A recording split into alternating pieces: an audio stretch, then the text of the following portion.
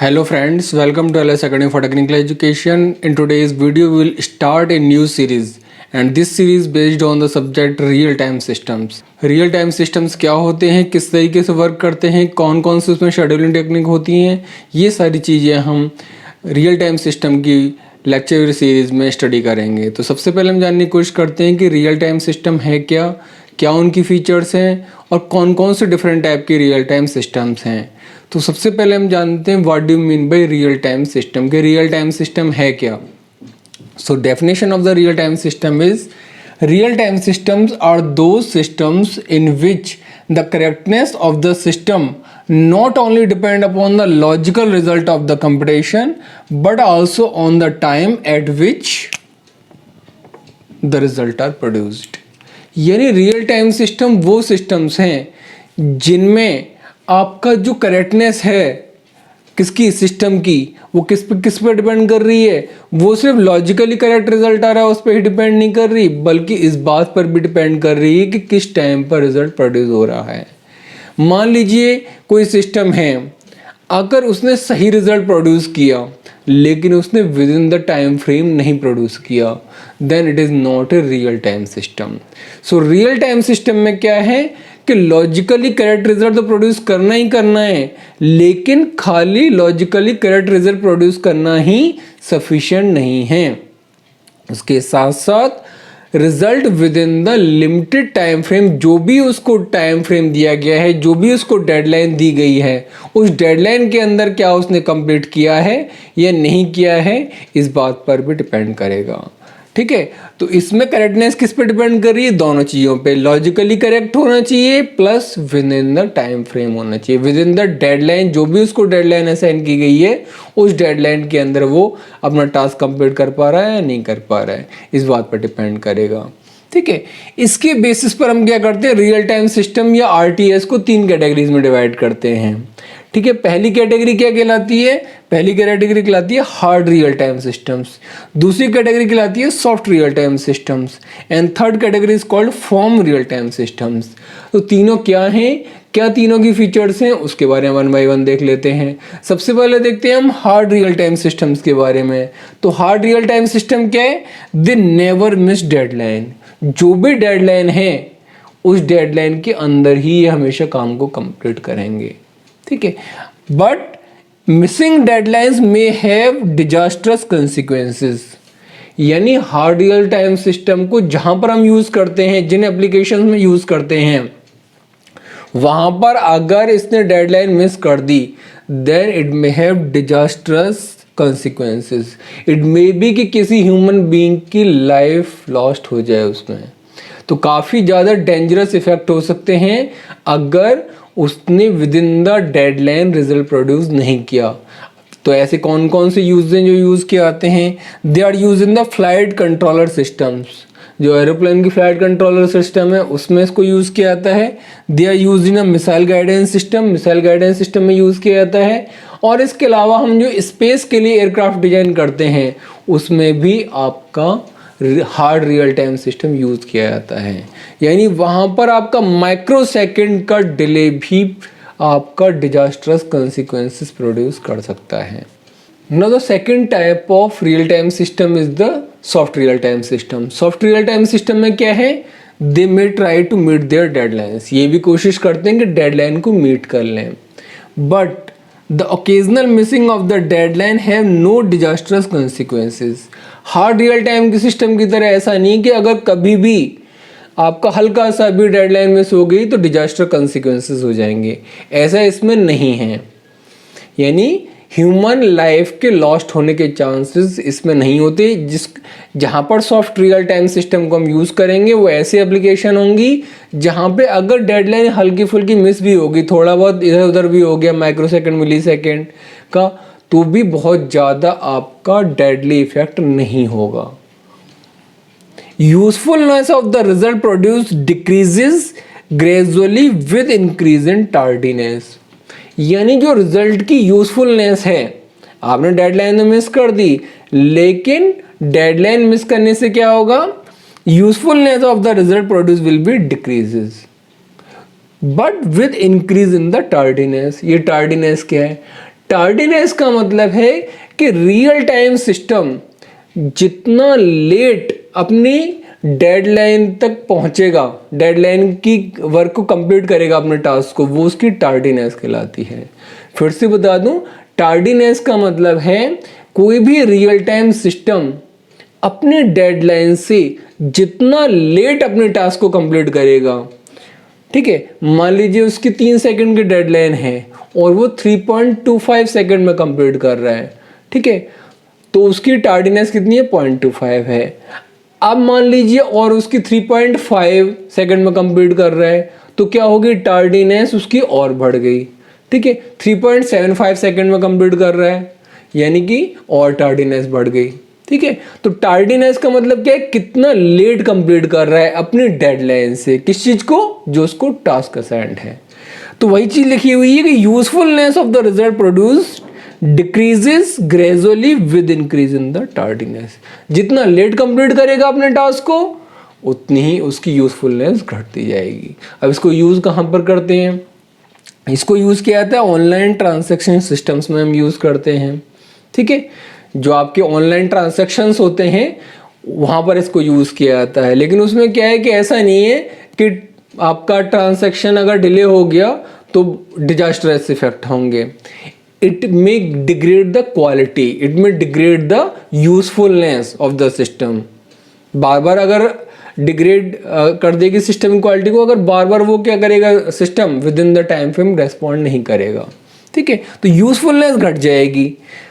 तो कहाँ यूज कर रहे हैं हम? ऑनलाइन ट्रांजैक्शन सिस्टम्स में यूज कर रहे हैं, कंप्यूटर गेम्स में यूज कर रहे हैं। कंप्यूटर गेम्स में भी आपका अगर थोड़ा बहुत डेडलाइन मिस हो गया तो चलता है, लेकिन बहुत ज्यादा अगर आपकी डेडलाइन मिस कर रहा है तो उसकी यूजफुलनेस डिक्रीज हो जाएगी। इसके अलावा टेलीफोन नेटवर्क्स में भी हम किसका यूज करते हैं? सॉफ्ट रियल टाइम सिस्टम्स का यूज करते हैं।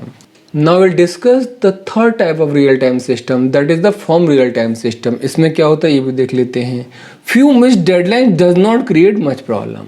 कुछ डेडलाइन मिस हो गई, कोई ज्यादा फर्क नहीं, बट मिसिंग फ्रीक्वेंट डेडलाइंस, बार बार अगर डेडलाइन मिस हो रही है, makes the system unusable, system को अनयूजेबल बना देगी।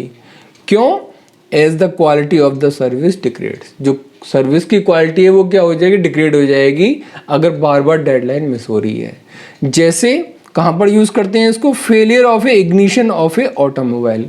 कोई भी ऑटोमोबाइल डिवाइस है, कोई भी ऑटोमोबाइल है, अगर उसका इग्निशन बार बार फेलियर हो रहा है, ठीक है, तो वो यूजफुल नहीं रह जाएगा। अगर एक दो बार मिस हो गया, हाँ भाई इग्निट करना है, नहीं इग्निट हो पा रहा, कोई दिक्कत नहीं। लेकिन अगर बार बार वही दिक्कत हो रही है, इग्निशन फेलियर हो रहा है, then it will make unusable, ठीक है। तो वहां पर हम किसका यूज करते हैं? फर्म रियल टाइम सिस्टम का। ऑनलाइन ट्रांजैक्शन सिस्टम हुए, कंप्यूटर गेम्स हुए या टेलीफोन सिस्टम्स हुए, वहां पर हम किसका यूज करते हैं? सॉफ्ट रियल टाइम सिस्टम का। इसके अलावा जहां पर आपकी फ्लाइट सिस्टम में यूज करते हैं, मिसाइल गाइडेंस सिस्टम में यूज करते हैं, और आपका जो स्पेस के लिए एयरक्राफ्ट डिजाइन किए जाते हैं उनमें हम किसका यूज करते हैं? हार्ड रियल टाइम सिस्टम का यूज करते हैं।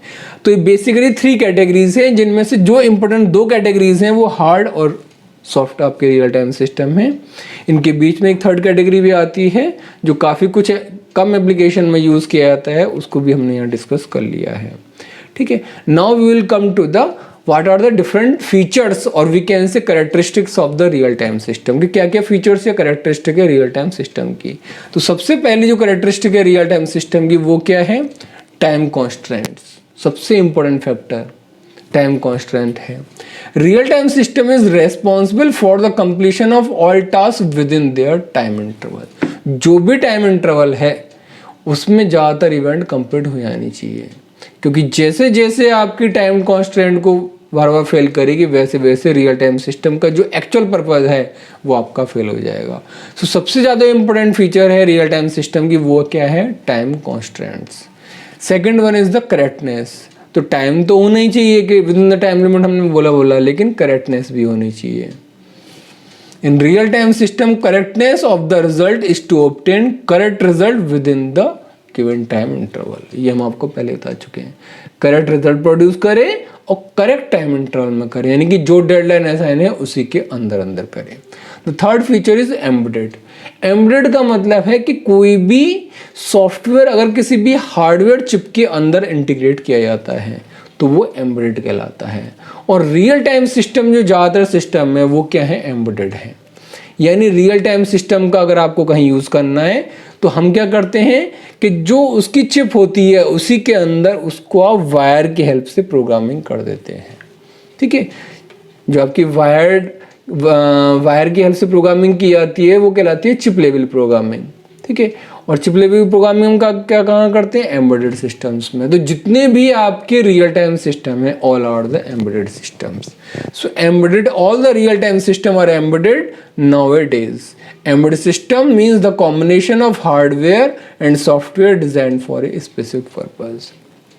जैसे अगर एक छोटा सा एग्जाम्पल हो एम्बेडेड सिस्टम का, तो आपकी वॉशिंग मशीन है। वॉशिंग मशीन कहते हैं स्मार्ट वॉशिंग मशीन है। तो वो स्मार्ट कैसे है, क्योंकि हमने क्या कर रखा है, वॉशिंग मशीन से रिलेटेड फंक्शन को, जो आपकी वॉशिंग मशीन है उसके अंदर एक चिप लगाई हुई है और उसके अंदर प्रोग्रामिंग कर दी है, किसके अकॉर्डिंगली, जो आपको वॉशिंग मशीन को रिक्वायर्ड है।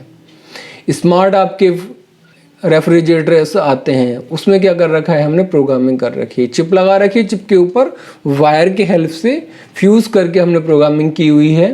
ठीक है, जिससे कि वो आपका स्मार्ट फ्रीज़र बना हुआ है। ठीक है, तो इसी तरीके से चाहे आप मिसाइल गाइडेंस सिस्टम में यूज़ करें, चाहे स्पेस एयरक्राफ्ट में यूज़ करें, या ऑनलाइन ट्रांजैक्शन सिस्टम में यूज़ करें, जहाँ पर भी आप रियल टाइम सिस्टम का यूज़ करेंगे वहाँ पे आप क्या करेंगे, चिप लेवल प्रोग्रामिंग कर देंगे। That is called the embedded systems. ठीक है, next one is the safety. तो सेफ्टी, जैसा कि आप जानते हैं हर सिस्टम के लिए सेफ्टी एक इंपॉर्टेंट पैरामीटर है, लेकिन रियल टाइम सिस्टम के लिए क्रिटिकल पैरामीटर है कि सेफ्टी होनी चाहिए। So safety is necessary for any system, but real-time system provide the critical safety. ठीक है, real-time system can also perform for a long time without failure. इसका मतलब क्या है, रियल टाइम सिस्टम अगर आप बनाएंगे तो ऐसे सिस्टम बनाएंगे जो बार बार फेल ना हो, जो हैंग ना हो। ठीक है, यानी रियल टाइम सिस्टम बनाते टाइम पे आपको उसकी रिलायबिलिटी का भी ध्यान रखना पड़ेगा। Reliability means the ability of any system to work continuously without failure.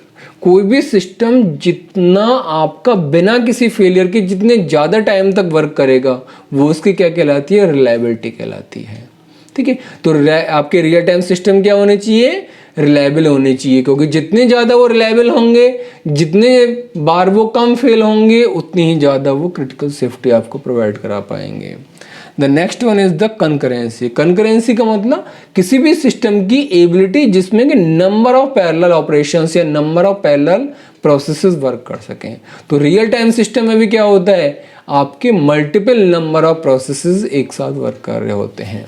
So real time system are concurrent in the sense that they can respond to a number of processes at a time. कई सारे processes को एक साथ parallel में work कर रहे होते हैं उन पर। That is the feature of the real time system. The last feature is the distributed. Distributed का मतलब जिसमें आपके जो अलग अलग कंपोनेंट हैं सिस्टम के वो कहाँ हो, डिस्ट्रीब्यूटेड वे में कनेक्टेड हो। डिस्ट्रीब्यूटेड वे का मतलब जरूरी नहीं कि एक ही चिप के अंदर कनेक्टेड हो, एक चिप यहाँ पर है, दूसरी चिप वहाँ पर है, तीसरी चिप वहाँ पर है, अलग अलग लोकेशंस पर अलग अलग चिप हैं। ठीक है, और वो आपस में सारी क्या है, कनेक्टेड हैं, चाहे वो वायर्ड मीडियम से कनेक्टेड हो, चाहे वो वायरलेस मीडियम से कनेक्टेड हो। तो रियल टाइम सिस्टम ऐसा नहीं कि एक सेंट्रलाइज एक ही जगह पर डिवाइसेस में होते हैं, दे कैन बी डिस्ट्रीब्यूटेड। और डिस्ट्रीब्यूटेड का मतलब क्या है कि उनकी कंप्यूटिंग कंपोनेंट अलग जगह पर हो सकते हैं, अलग लोकेशन पे हो सकते हैं, और वो आपस में किसी भी एक नेटवर्क के थ्रू कनेक्टेड होंगे। सो आई होप आप लोगों को क्लियर हो गया होगा the basic definition of the real time system, what are the different types of real time system, and what are the basic features of the real time system. Thank you so much.